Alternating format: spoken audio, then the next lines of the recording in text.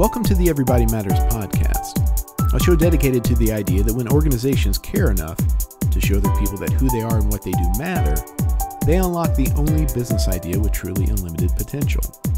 I'm Brent Stewart, your host. This podcast is an outreach of Barry-Wehmiller. Don't forget to connect with us on the web at Barry-Wehmiller.com, on Twitter at Barry-Wehmiller, on Facebook and LinkedIn, and check out our blog, trulyhumanleadership.com. On this episode of the Everybody Matters podcast, we want to share with you a recent interview with Barry-Wehmiller CEO Bob Chapman that was conducted by Jane Adshed-Grant, a facilitator and coach working with our BW Leadership Institute in Europe and the UK. If you recall from previous episodes, the BW Leadership Institute is Barry-Wehmiller's leadership training firm, which helps other organizations undertake the critical steps to implement their own culture change.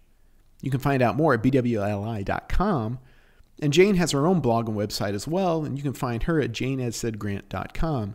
That's Jane, Adshead-Grant.com. In this interview, Bob talks about the concept of a human revolution in business. We know what the Industrial Revolution was and how it affected business, but what is the human revolution? Well, here's Jane and Bob in conversation about that very topic. In this journey towards from traditional, I call management, to truly human leadership, we've been engaged in a lot of educational organizations that kind of go back to the value we attribute to the Industrial Revolution that really stimulated the job growth, economic growth, community growth, and also educational growth. And we give it a lot of credit for raising the standard of living to provide housing, shelter, food. And we look, at less industrialized countries as they've experienced industrialism as a positive thing. When we say positive, we mean from an economic standpoint. In other words, people can get jobs with more predictable income and afford better housing and afford better education. So there's kind of the rise of our civilization. But when I get into a meaningful dialogue with people about the Industrial Revolution, which was about mass production, and it strikes me from my perspective that what the Industrial Revolution was about economic gain. What happened when people started industrializing and creating the critical mass of production, mass marketing, global markets, there was a tremendous amount of wealth created. And some of these great industrial giants, Henry Ford, the Rockefellers, made a lot of money with this growth of mass production, technological innovation, global exporting. And they needed people to fill these new factories and towns all across this country. And who needed skills, engineering skills, production skills, accounting skills, sales skills, etc. And so what happened was that to many extent they had to pay to attract people. They had to keep benefits to keep people because they needed skilled people. But it was never, so they took a craftsman off of a farm and put him into a production line, and they put hubcaps on every 5 seconds. And then they challenged them to do it in 3 seconds to improve profitability, then 2 seconds. And then they found they could get a robot to do it faster and more reliably than the human. And so my point is the Industrial Revolution was about economic value creation, but it was not about human value creation. We thought it was human value creation because people made better money, and we associate money with happiness. But what happened is what we needed is it was never about human dignity creation. And, when we took people from their craft and put them in a factory or an office and gave them a job, it was about profits. It was about growth. It was about wealth creation. It was never about human dignity. It was about the automation of functions in a way that made things more affordable and exportable. And so unfortunately, we didn't begin our economic system around human dignity and human value. It was driven by economic value. And so I say today that what we need is a human revolution that understands the industrial revolution and the economic value created.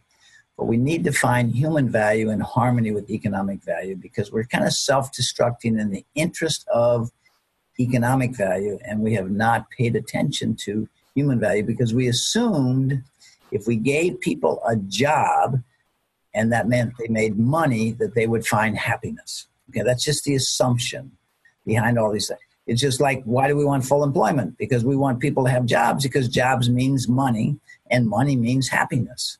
But we know that when Gallup did a survey of 155 countries for the source of happiness, they thought it would be wealth, and they found out that people, money does not create happiness beyond a certain basic level. And they thought it would be health, and they found out that health, people take their health for granted. They found out the number one source of happiness in the world is a good job working with people you enjoy, which was not the foundation of the Industrial Revolution. So the human revolution stimulates us to think about human dignity and growth along with economic value growth. So those are in harmony, not in conflict. And so we need to awaken people that were kind of self-destructing in the interest of economic gain.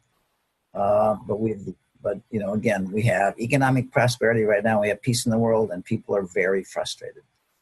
And if you go back to why, it's because of the way they're treated for 40 hours a week. They're used for somebody else's success. So that's why I believe we need a human revolution that understands the Industrial Revolution and is created in harmony, so we can create human and economic value in harmony. And so in your experience, Bob, how do you awaken that ability to balance the economic model for growth and a more human-centric culture, for example? Well, first of all, I think you need to model it. This is not an academic theory I'm sharing with you. It's the journey we have been on since we were awakened to this through these series of revelations. So I think, first of all, you need to not make it an academic exercise. You need to say that we're actually doing this. We did, and in hindsight, when you look at these series of events, you know that it was not an accident upon which these things developed. For some reason, we were blessed with these experiences that awakened us to the urgent need to care for people you have the privilege of leading. I think the most startling example is in the military, we honor those who give themselves in service of others. And in business, we give bonuses to people who sacrifice others in service of themselves. Why can't we teach business leaders in our education system that their primary responsibility is the men and women in their care, in their span of leadership? Because we really don't teach them that. We teach them management, which is the manipulation of others for your success. And people are simply functions for your success. We don't see them as people's precious child that we have a chance to impact. So I would say to you, we need to raise the message up to a high level. And so what we have done is gone out and looked for some early adopters who want to join us to show that this has nothing to do with Bob Chapman or Barry-Wehmiller. This is about the way we're called to live and work together, to validate the worth of each other, to genuinely care about each other, and to pursue human dignity and economic value in harmony. And to prove that it's not a theory, that this is the only way to lead. Some people say, how do you justify caring?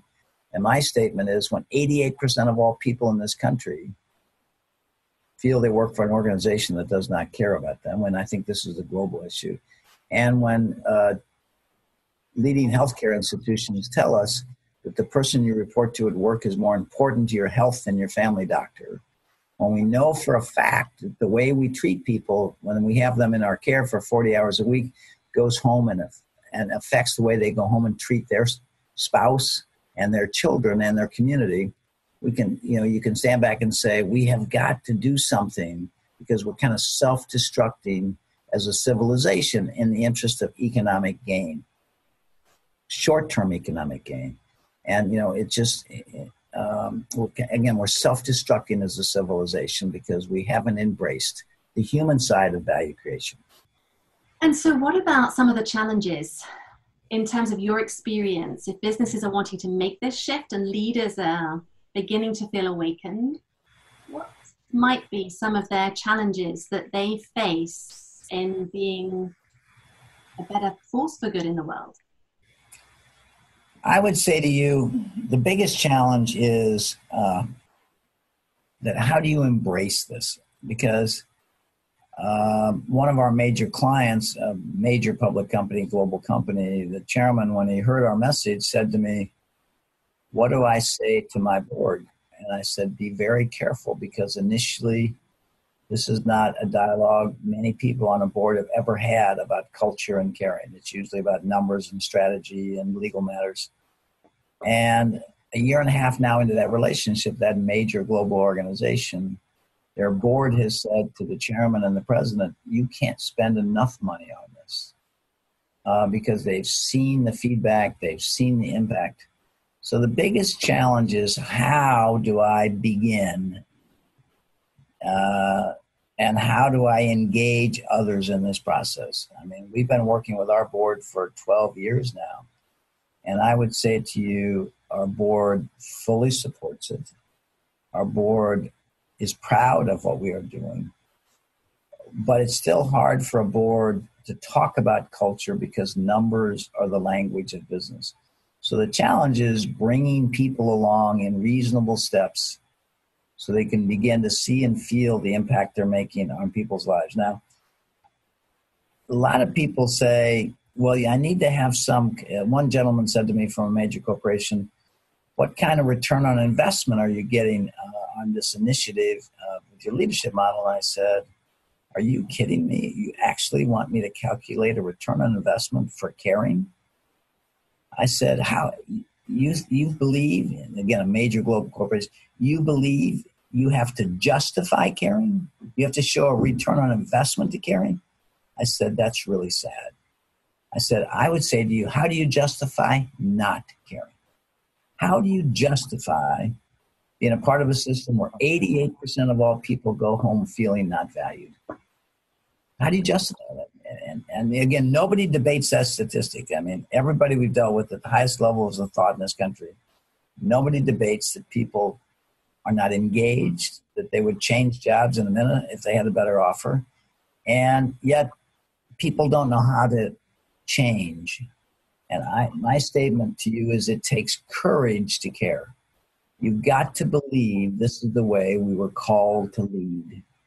And, making that transition from believing it's, or accepting it's all about numbers and profits and shareholders, and believing it's about human value and dignity and growth is a big step. So that's why the title of my talk is always The Privilege of Leadership, not the job of leadership. The privilege of leadership, the awesome responsibility of leadership on the people whose lives are entrusted to you.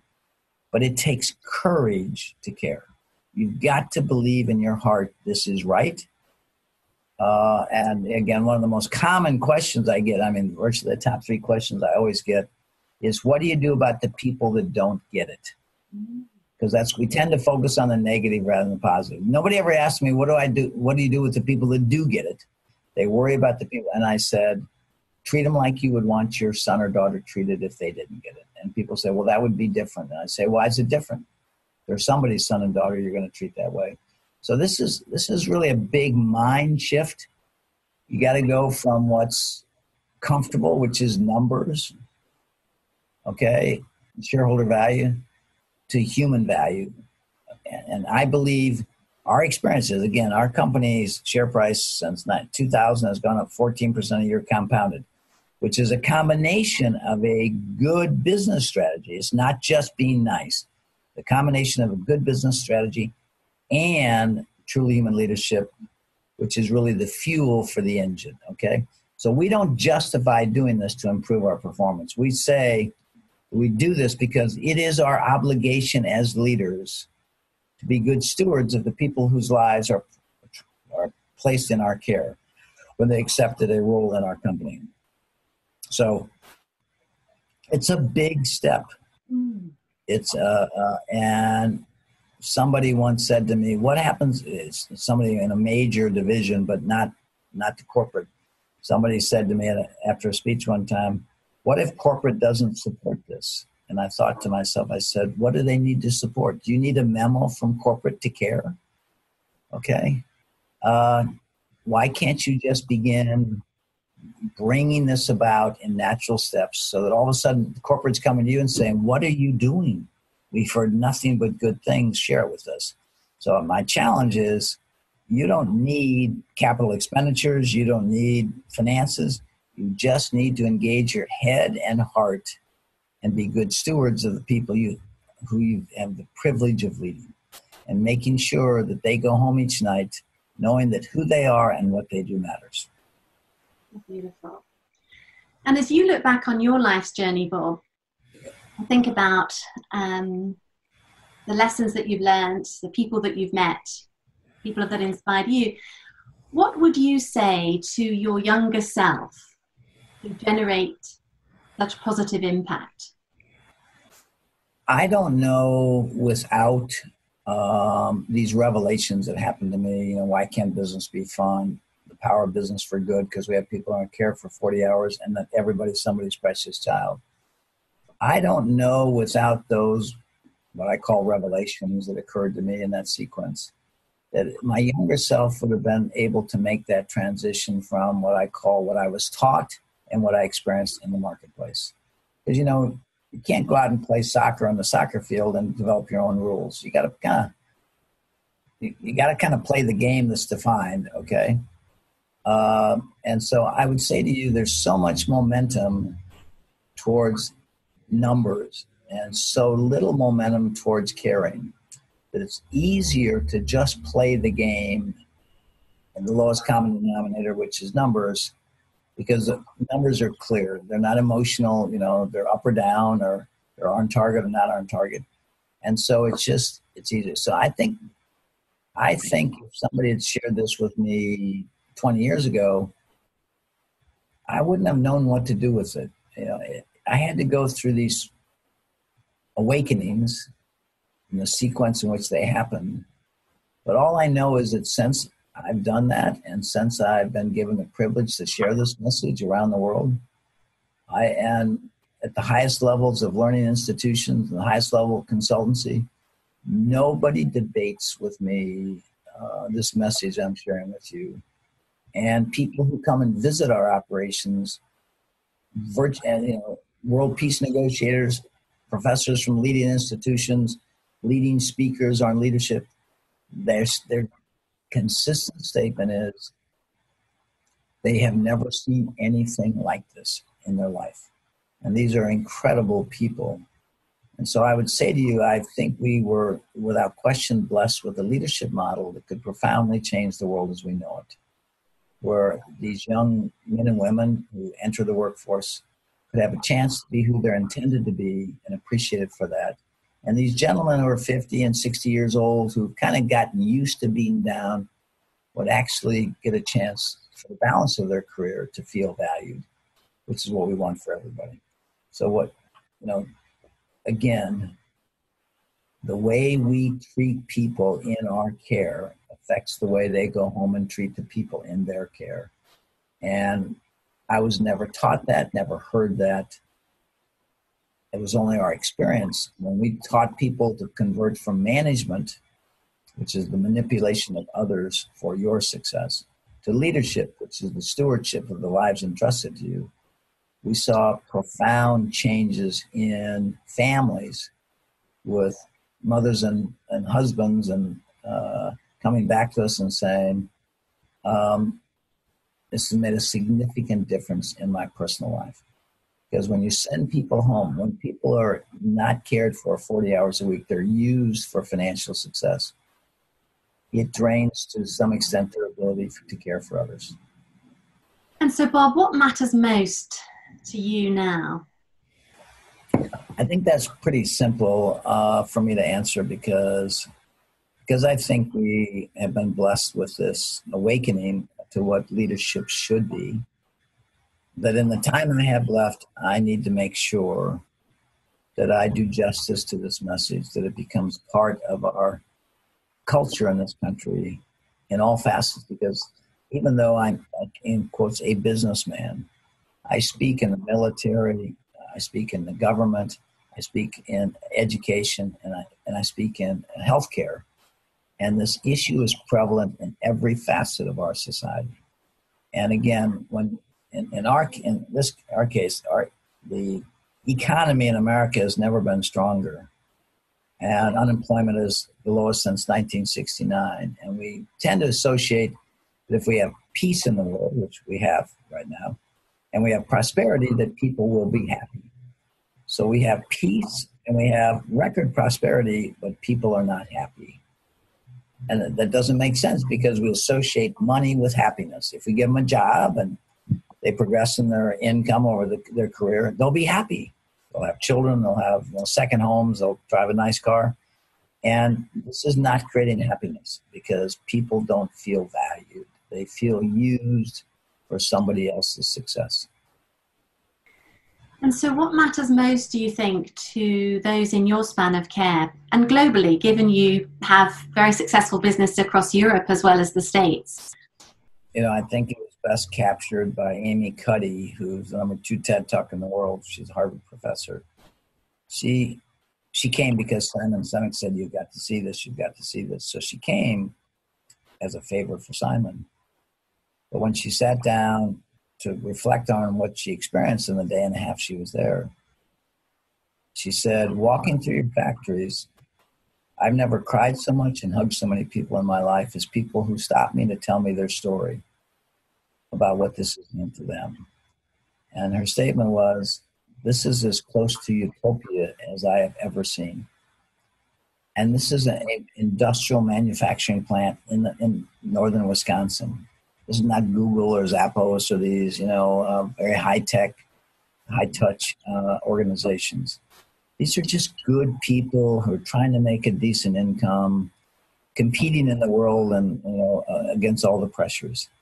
But when you show that you genuinely care about them, when you invest in their journey from management to leadership, and they tell you about how it affects their marriage and their children, and it's hard to put a value that you could possibly comprehend on what that means to us, the feedback we get on what this means. So our goal is to, live this model, so we validate it, and we continually strive to be better stewards of this. And then to look for people who believe what we believe and want to join us on this journey to show this is nothing about Bob Chapman or Barry-Wehmiller.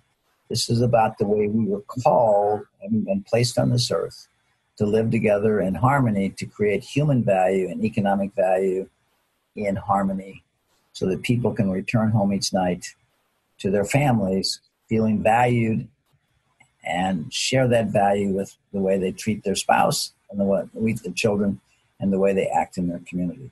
So I just feel it is there's a tremendous need for this right now in the world because the current model shows that it does not create human value. And we cannot equate numbers, money, with human value. Clearly, we have prosperity in the world, but we don't have dignity in the world. We don't have caring in the world. We have people using each other for their own personal gain. And so we leave your listeners with a statement. We imagine a society where people think of others first. And they're able to do that because they feel cared for themselves, and therefore they naturally will care about others. Wonderful. That's such a profound message. And Bob, thank you so much for this morning sharing your wisdom with us. And I have just one last question, which is if there is anything that I haven't asked you that you would like to share with the listeners today, what would that be? I think I would share with them that the experience I had a couple of years ago when my granddaughter was graduating from high school, and I went with many other family members of the other students' families and ours to this, what should be a very momentous occasion as basically our children leave our care and go off to college and graduate from high school and get a diploma. And while I saw great joy and pride in the family as each of those children walked up to get their diploma, I had tears in my eyes because I knew the world we were sending these kids into. A world where there's an 88% chance that they would work for an organization that cared about them, that would not care about them, that they would be disengaged. It would affect the marriage that they had. It would affect the way they raised their kids. And to me, I guess the message is we're kind of self-destructing as a society because we haven't learned how to care. I believe we naturally care for each other. I think we're born with natural caring instincts, and these are deadened, tampered down over time through manipulation, and it all begins with our education system. We need to prepare people to be leaders. And I always say we need to start working not just on the mind, but the connectedness of the mind and the heart, so that we start creating leaders to go into all facets of our economy, from nonprofit to government to healthcare to medicine to politics. They go thinking of others, not just themselves. Bill Urey at Harvard uses this very simple statement that I'd leave you with. We need to move from a me society to a we society, where we think of others in our journey to significance, not ourselves. If you'd like to find out more about the work of the BW Leadership Institute or see their upcoming classes, go to bwli.com. You can also follow them on LinkedIn, Facebook, and Twitter at BW Lead Institute. You can also read more from Jane Adshed-Grant at her website, janeadshed-grant.com. That's Jane, ADSHEADGRANT.com. And you can follow her on Twitter at J. If you'd like to find out more about Bob Chapman and Raj Sisodia's book, Everybody Matters, The Extraordinary Power of Caring for Your People Like Family, go to everybodymattersbook.com. For updates on the book, this podcast, and for much more content and insight, don't forget to connect with us on the web at Barry-Wehmiller.com, on Twitter at Barry-Wehmiller, on Facebook and LinkedIn, and check out our blog, trulyhumanleadership.com. I'm Brent Stewart. Thanks for listening. Don't forget, Everybody Matters is the only business idea with truly unlimited potential.